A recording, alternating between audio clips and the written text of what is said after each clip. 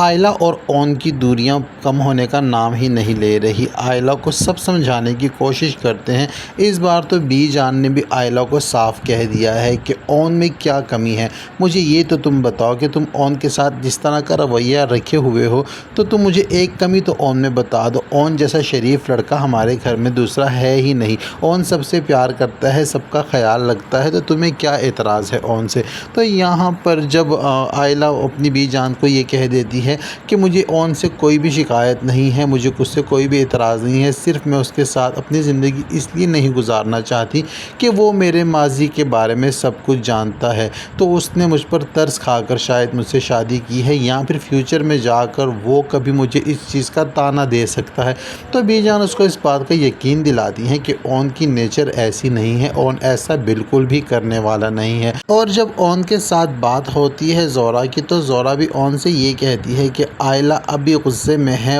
وہ جو ہے وہ اس وقت بہت زیادہ ڈپریشن میں ہے اور وہ خود پر یقین نہیں کر سکتی، وہ بے یقینی کی صورت میں ہے، تو اس لیے اس کی باتوں کو اگنور کر دیا کرے۔ تو اون اس سے یہ کہتا ہے کہ اگر میں اس کی باتوں کو اگنور اب تک نہ کر رہا ہوتا تو ہماری شادی اتنی لمبے ٹائم تک چلتی ہی نہیں، میں شادی کے 2-3 گھنٹوں میں بعد ہی اس کو فارغ کر چکا ہوتا، جبکہ میں تو ساری صورتحال جانتا ہوں اور میں اس لیے اس کی ہر بات کو، ہر بدتمیزی کو اگنور ہی کرتا جا رہا ہوں۔ یہاں پر زورا جو ہے اون کے ساتھ بات کرتی ہے تو اس کو تسلی ہوتی ہے کہ آئلہ کی زندگی میں جس کا ساتھ ہوا ہے وہ بہت ہی نیک اور شریف لڑکا ہے، اور وہ اون کے اور بھی اچھا سمجھنے کی کوشش کر رہی ہے، اور وہ جان چکی ہے کہ آئلہ کے لیے اون سے بہتر لڑکا اور کوئی دوسرا ہو ہی نہیں سکتا۔ زورا نے جب آئلہ سے بات کی تھی اس بارے میں کہ وہ احتشام سے اس نے ملنا جلنا شروع کر دیا ہے، تو اس وجہ سے اس کی زندگی میں آگ لگ سکتی ہے اور وہ اپنی زندگی کو آگ میں خود ہی جھونپ رہی ہے۔ تو یہاں پر آئلہ نے اس کو نہیں سنی اس کی بات، اس سے پہلے کہ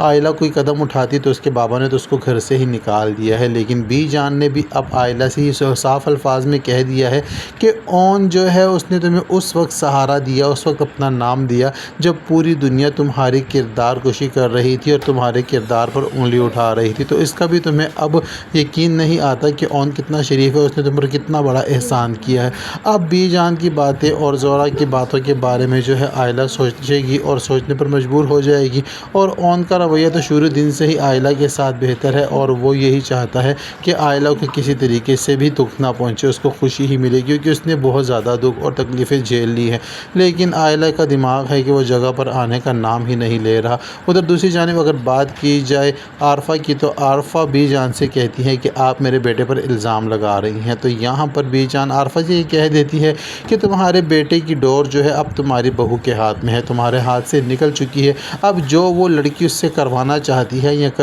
کہلوانا چاہتی ہے وہ اس کو اپنے طریقے سے استعمال کر رہی ہے، لہٰذا تم دیکھ لو کہ تمہیں اب اپنے بیٹے کو کیسے سنبھالنا ہے اور اس کو کیسے قابو کرنا ہے۔ یہ بات جو ہے بی جان کی عارفہ کو کھٹکتی ہے، اور عارفہ بھی اس بات پر سوچنے پر مجبور ہو جاتی ہے کہ جس دن سے اس نے اپنے بیٹے کا نکاح کروایا ہے رملہ سے، تو یہ بات تو بالکل حقیقت ہے کہ احتشام کا جو رویہ ہے وہ کافی زیادہ چینج ہو چکا ہے، وہ اب اپنی امی کے سامنے کویسچننگ بھی کرتا ہے اور ریزننگ بھی کرتا ہے، تو اس وجہ سے اب عارفہ کو سمجھ نہیں آ رہی کہ اپنی بھتیجی سے اپنے بیٹے کا نکاح کروانے کا اس کا یہ فیصلہ کیا درست تھا، یا پھر کیا فاروق کی بات پر وہ سوچنے پر مجبور ہو جائے گی، کیونکہ فاروق نے بھی تو صاف الفاظ میں عارفہ سے کہہ دیا ہے کہ تمہاری بھتیجی کے رنگ ڈھنگ جو ہیں مجھے اچھے نہیں لگ رہے، تمہارے پاس اب بھی وقت ہے، تم سوچ لو۔ رملہ کو جب سے یہ پتہ چلا ہے کہ اون اور آئلہ الگ گھر میں شفٹ ہو چکے ہیں، تو یہ بات تو رملہ سے برداشت ہی نہیں ہو رہی۔ رملہ کی اب یہی کوشش ہے کہ وہ اپنے ہسبینڈ یعنی کہ احتشام کو اس قدر پمپ کرے کہ وہ بار بار آئلہ کے پاس جائے، اس کو فون کرے، اس کو میسیجز کرے اور اس کو اس بات کے لیے راضی کرے، کنونس کرے کہ وہ اس کو معاف کر دے اور اس کے ساتھ اپنے تعلقات پھر سے بحال کر لے۔ لیکن اب جو ہے اون کا جو تعلق جڑ چکا ہے آئلہ سے اور ان کو اب سیپریٹ گھر بھی مل چکا ہے، تو اب اون جو ہے بہت زیادہ کیئر کرنے لگا ہے آئلہ کی، اور آئلہ اب احتشام کے بارے میں سوچتی ہے یا نہیں سوچتی یہ تو مجھے بھی نہیں پتہ لگ رہا، اندازہ نہیں لگ رہا، کیونکہ اوپر سے تو آئلہ یہ کہتی ہے کہ وہ اون کے بھی نفرت کرتی ہے اور احتشام سے بھی نفرت کرتی ہے، بلکہ اس کو مرد کے نام سے ہی نفرت ہے، اس کے نظریے کے مطابق سارے مرد ایک جیسے ہی ہوتے ہیں۔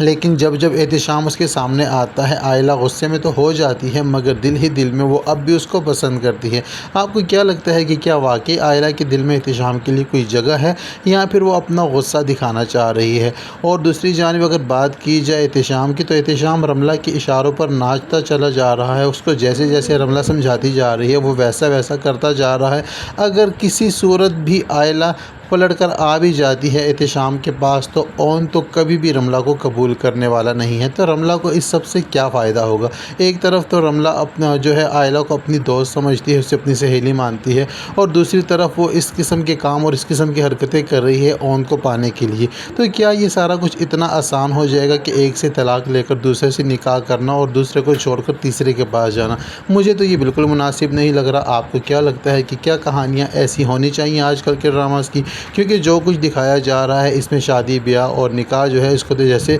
गुड्डा गुड्डी का खेल ही समझा जा रहा है, जबकि ऐसा हरगिज़ भी नहीं होता हमारे माशरे में। तो पाकिस्तानी ड्रामों में ये सब कुछ क्यों दिखाया जा रहा है? क्या इसके लिए हमें आवाज़ नहीं उठानी चाहिए? अगर आप मुझसे एग्री हैं तो कमेंट सेक्शन में आप बिल्कुल